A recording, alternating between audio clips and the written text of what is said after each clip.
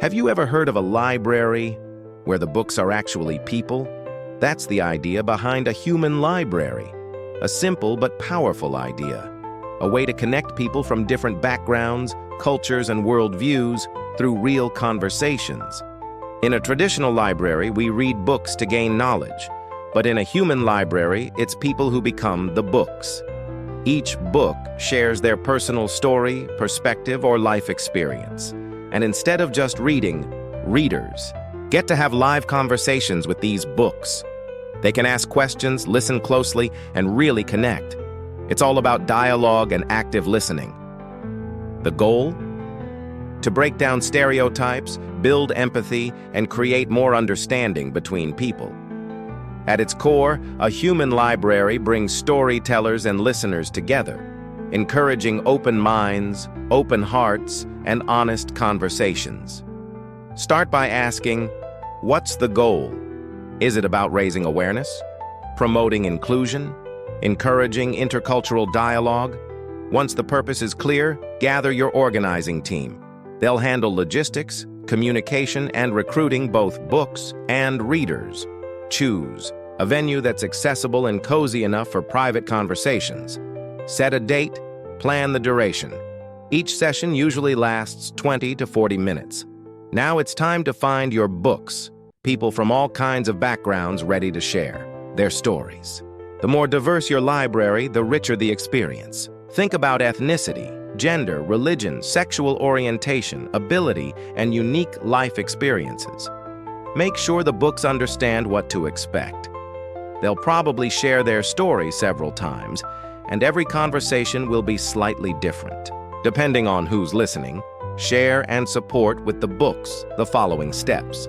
Understand how the event works. Reflect on their personal story, develop and shape that story with support. Create a title and a short synopsis. Design a creative. Cover define your needs regarding the creation of a safe space. Agree on terms around privacy, safety, and collaboration. Once recruited, your books need support and preparation. Start with a training session. This can be individual or in a group to help them feel confident, grounded, and safe. Focus on key elements like authenticity, confidentiality, and active listening. Guide them on how to shape their personal story in a way that feels meaningful and that creates connection. Help them identify the key moments, reflect on what they want to share, and structure the story in a way that flows. Talk about how to navigate sensitive topics and respond to difficult or unexpected questions from readers. It's important that they feel comfortable setting boundaries and recognizing what they are or aren't ready to talk about. Also, help them adapt their story to different audiences. A conversation with teenagers might sound different than one with adults or children, so the tone, language, and level of detail may need to shift depending on who's listening. Most importantly, help them see the value in their own experience. Their story matters, and sharing it can truly make a difference. Each book creates their own title and visual cover. The organizing team can help, but the final decision is always up to the book. Covers should never include photos of the person or their real name, unless they specifically agree to it. Still, the cover should spark curiosity. Just like with a real book, it should make people want to read more. Encourage imagination. Maybe they choose a butterfly to symbolize transformation, or a landscape that's part of their story.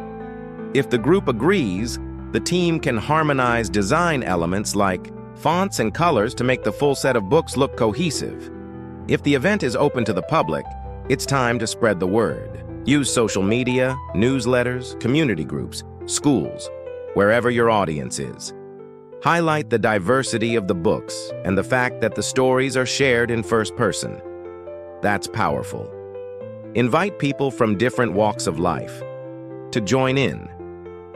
As for the readers, they should get clear info about the event. Have access book covers and synopses ahead of time if available.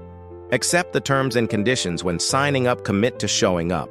No shows can leave books without readers. Be present, ask questions, and stay curious.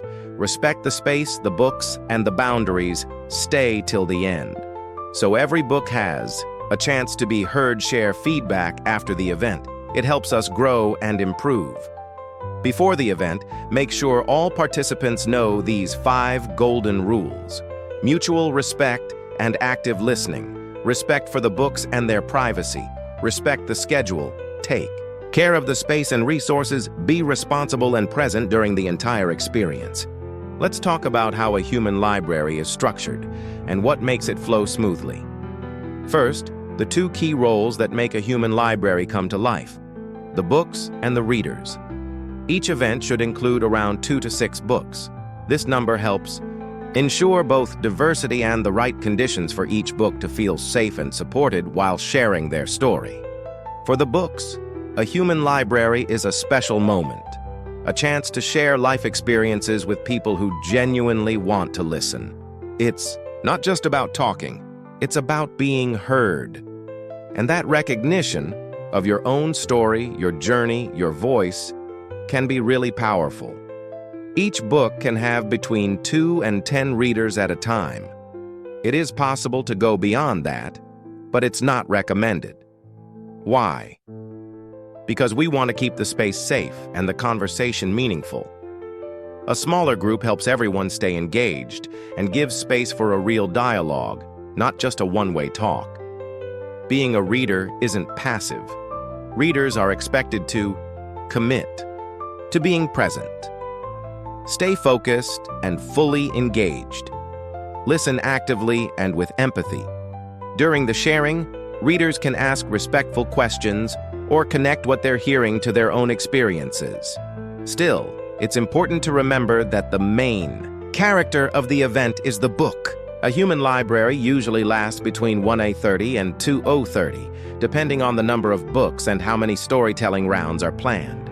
Each storytelling round should last between 20 and 40 minutes. Less than 20 doesn't give the book time to unfold their story. More than 40 can become tiring. For everyone. Ideally, each book tells their story no more than twice per event. This helps them stay fresh and engaged and leaves space for breaks in between. The physical setup plays a big role in creating a safe and welcoming atmosphere.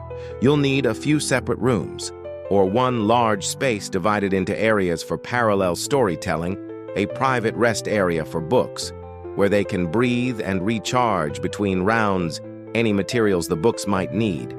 Objects, images, projector, a table, whatever helps bring their story to life. Accessible spaces for everyone to participate equally, and if possible, a coffee break.